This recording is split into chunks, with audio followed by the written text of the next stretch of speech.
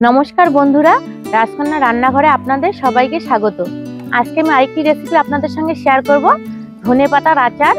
তা আমি আজকে যেভাবে ধনেপাতার আচার তৈরি করব, সারা বছর সংরক্ষণ করে রাখা যাবে, একটুকু নষ্ট হবে না। তো আপনারা শুরু থেকে শেষ অবধি ভিডিওটি দেখতে থাকুন আমি কিভাবে আচারটি তৈরি করছি।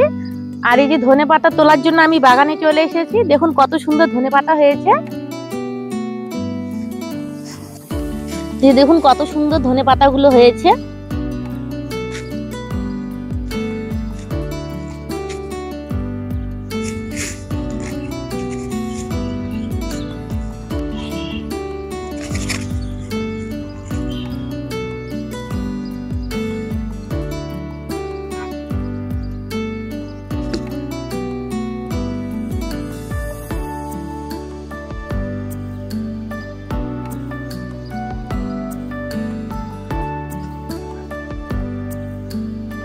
ধনেপাতার শিকড়গুলো এখন আমি কেটে নেব।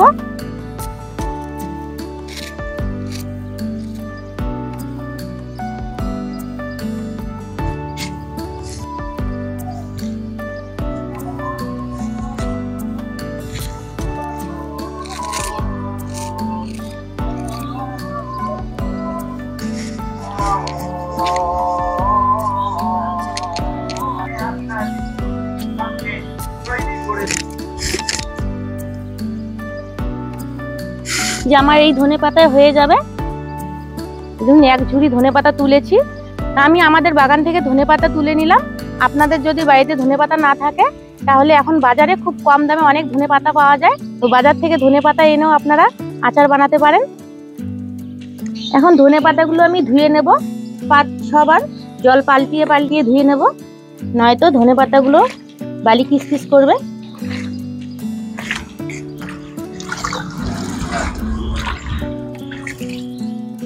এখন ধনেপাতা থেকে জলগুলো ভালোভাবে ঝরিয়ে নেব। ধনেপাতা থেকে জল অনেকটাই ঝরে গেছে। এখন আমি ধনেপাতাগুলো বেটে নেব। আমি শিলনোড়ায় বেটে নিচ্ছি, আপনারা চাইলে মিক্সিতেও পেস্ট করে নিতে পারেন।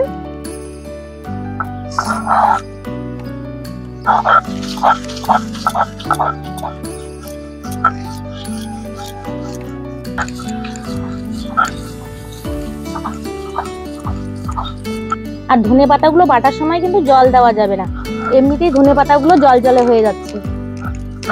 এই যে এভাবে মিহি করে বেটে নিয়েছি, এভাবে বেটে নিতে হবে।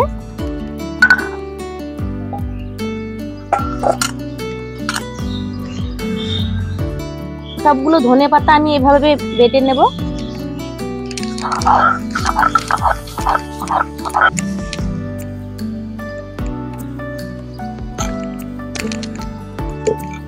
সবগুলো ধনেপাতা আমার বেটে নেওয়া হয়ে গেছে।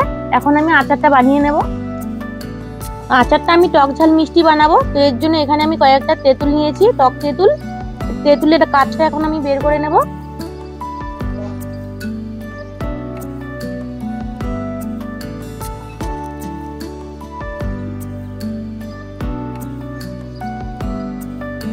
যে একটু একটু করে জল দিয়ে আমি কাঠটা বের করে নেব সম্পূর্ণ।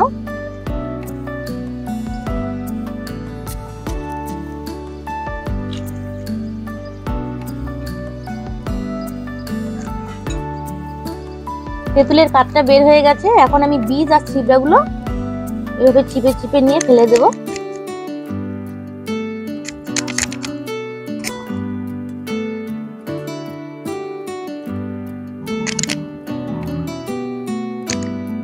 তেঁতুলের কাঠটার মধ্যে এখন আমি একটু শুকনো লঙ্কার গুঁড়ো দিয়ে দিচ্ছি, 1/2 চামচ ধনে গুঁড়ো দিয়ে দিচ্ছি, আর অল্প পরিমাণে হলুদ গুঁড়ো দিয়ে দিচ্ছি। এখন এগুলো মিশিয়ে নেব।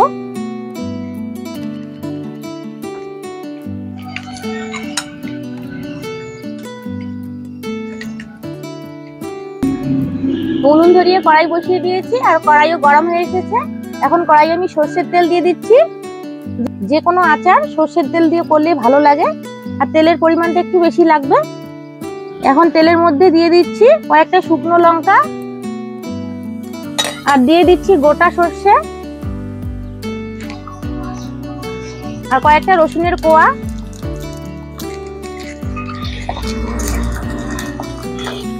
আর দিয়ে দিচ্ছি থেতো করে রাখা একটু আদা।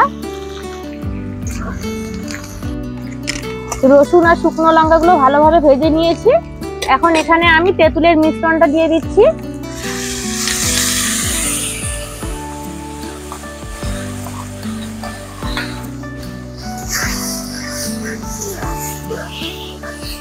তেঁতুলের মিশ্রণটা আমি ভালোভাবে ভেজে নিয়েছি।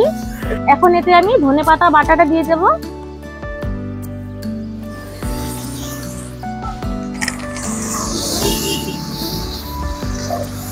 এখন এই তেল মশলার সঙ্গে ধনেপাতা বাটাগুলো ভালোভাবে মিশিয়ে নেব। আর দেখুন কত সুন্দর দেখা যাচ্ছে। এখন এই ধনে বাটাটা যে জলজলে ভাব আছে এটা আমি শুকনো শুকনো করে নেব। আর এখানে আমি মিষ্টির জন্য গুড় দিয়ে দিচ্ছি, আখের গুড়। আপনারা চাইলে চিনিও দিতে পারেন।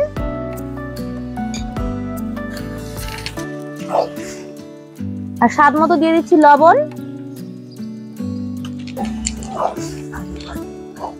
ভালোভাবে মিশিয়ে নেব লবণ আর গুড়টাকে। এই যে বন্ধুরা দেখুন আচারটা আমার প্রায় তৈরি হয়ে এসেছে। কতটা শুকনো শুকনো হয়েছে আর কালারটাও চেঞ্জ হয়ে এসেছে। যে টক ঝাল মিষ্টি ধনেপাতার আচার তৈরি হয়ে গেল। এখন নামিয়ে নেব। এই যে দেখুন কত সুন্দর হয়েছে আচারটা। আর আপনারা যারা রসুন খান না তারা রসুনটা দেবেন না।